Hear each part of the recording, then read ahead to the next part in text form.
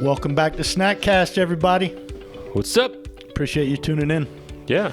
So, day 2 of the White Lies from the book. Lies My Doctor Told Me. We're really wrapping up this whole book, but he does some really fun chapters at the end, or maybe one chapter, where he discusses, the little white lies from... Right, and he says they can go on forever. He's like, there's a ton of them.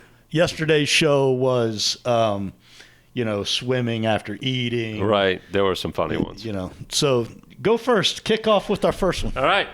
Spicy foods can cause acid reflux, ulcers, or other stomach problems. Wrong. Yep. Some foods do inflame the stomach, but they're more in line with carbs and sugars and alcohol, dairy, medications. But that's like... Yeah, I mean, the stomach is full of what? Is it? Acid. Yeah, hydrochloric acid. Like, take the paint off your car. Right. Like, anyway, no, it's, that doesn't So cause, the idea like, that it's spicy on the tongue or in the mouth does not mean that it translates to heat in the stomach and acid reflux. Yeah. Yeah. No. I might argue with him. I've had some hot chili before. Ooh. But what else was with the hot chili? What? Corn chips, whatever. So, all right, number 2. You get this one. Number all 2. Day long. Oh, man. A woman cannot... Is this the lie or is this the truth? This is the truth. No, this is the lie. A woman cannot get right. pregnant during her period. Right. I don't know that I want to touch this one. All right, I'll help you out. Sperm can live in a woman's body for up to 1 week, right? So periods can be long, short, or even non-existent, according to what he's saying. It's not likely a woman will get pregnant during her period, but it isn't 100%. It's not 100%. Right. Impossible. It's not impossible. Yeah, so kids out there... If you're thinking about it's a lie. Don't do it. Don't do it. Don't do it. All right, number 3. You lose your body heat through your head. Man, I want to call BS on this one. Like, I want to go against him and go, I've been in cold weather, and when you put on a hat, you feel a lot warmer. You feel better. I've seen the NFL games where the steam is rising off the football player's head. Yeah, but what's he say? So apparently you only lose 7 to 10% of your body heat through your head. And he makes the comment that mom probably escalated this lie to make you wear a hat to keep you from getting a cold. Yeah, right? But, I mean, it's hands, feet, head. I mean, those are the extremities you want to cover up, right? And anything left uncovered going to make you feel cold. But we're in Florida, so what do we know? Yeah. All right, number 4. Suicide increases during the holiday season, right? Research has proven this as false. Suicide actually decreases during the month of December, right?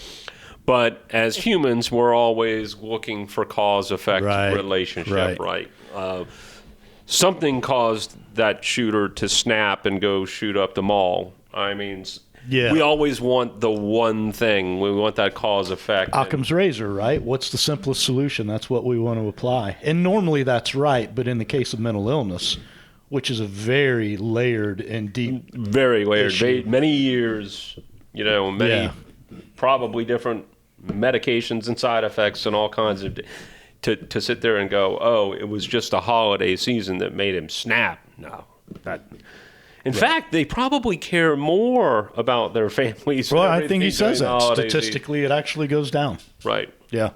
So, anyway, it's a serious illness. Don't do that cause effect. Right. All right, next one.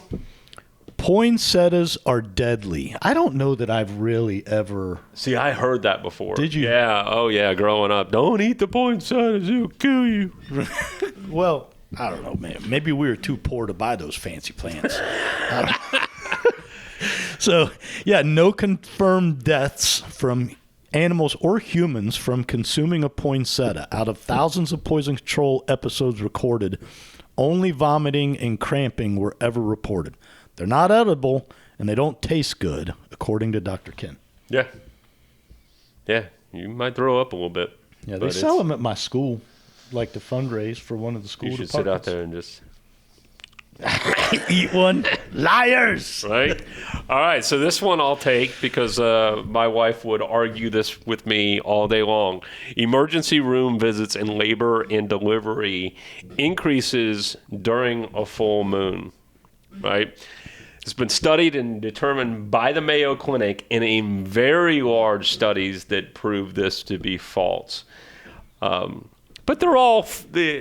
Look, dude, I was going to say, your wife, one of my wife's best friends, I know several nurses that would all swear by this. but they also have lots of like little, what do you call them? Like, Crazy? no, but little, I don't want to say euphemisms or whatever, but little like lies that they always say, like, don't ever talk about being not busy. Because as soon as we talk about being not busy, you get slammed. So they got a lot of these type of things. Like, don't ever say I'm going to lunch. Because as soon as you go to lunch, That's across multiple industries, right? Right. But yeah, there's absolutely no proof to that. And again, man, it's the hospital. If that proved to be true, they would overstaff during the full moon and understaff to save money. And they don't. Yeah. Right. All right, can I handle this one? Yeah. Mainly because I live it. So... coffee stunts the growth of children. That is definitely a lie. I can attest to it. So you drink coffee as a child? My 13-year-old has been drinking coffee for probably 10 years. Wow. I don't know why. He took a liking to it as a kid. Now he's sophisticated. Does he have grapefruit pollen as well? He's more mature than my older two children, so there's something there, right? But no, he always has liked it. I don't know that he was 3, but at some point he kind of picked it up, and multiple people have gone, it's going to stunt his growth. And I'm like, have you seen the child's feet? He's like, right.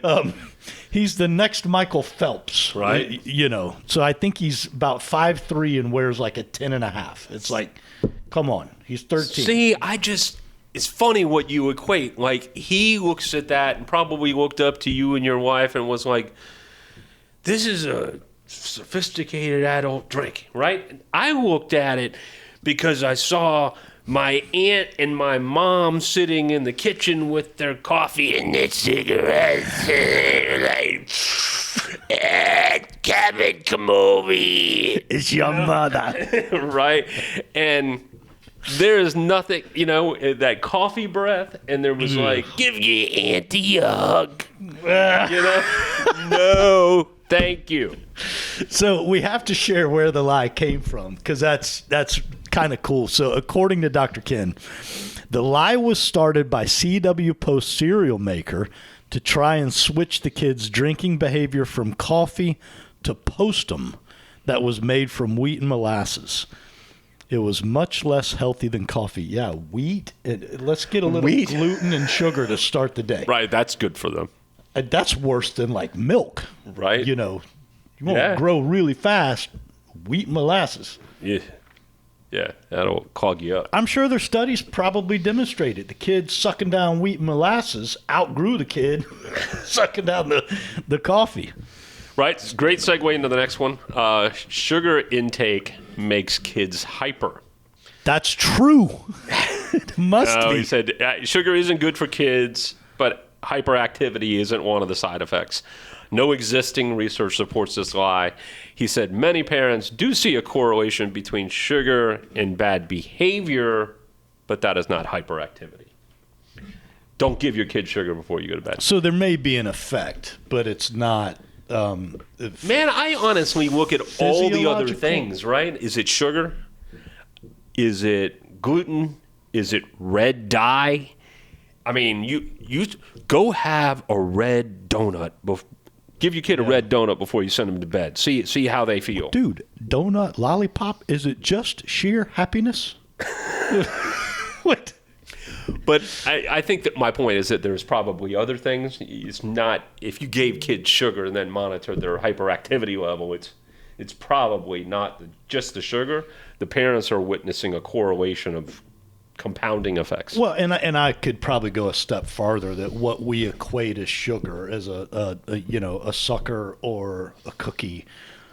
Dude, there's so much sugar in the American diet. we know that 2 slices of white bread spike your glycemic index more than straight sugar. Right. So again, it's what we deem as sugar. Kids are consuming all day, every day. All day long. Yeah. Right.